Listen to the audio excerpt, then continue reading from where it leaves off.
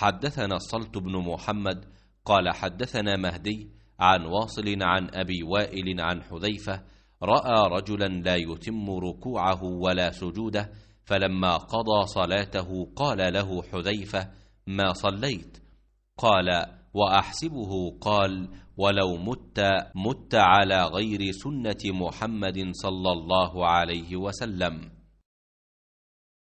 सल्तु बिन मोहम्मद बसरी ने बयान किया, कहा हमसे मेहदी बिन मैमून ने वासिल से बयान किया, उन्होंने अबू वाइल से, उन्होंने हुज़ैफ़ा रज़ियल्लाहु ताला अन्हु से कि उन्होंने एक शख्स को देखा जो रुकू और सजदा पूरी तरह नहीं करता था।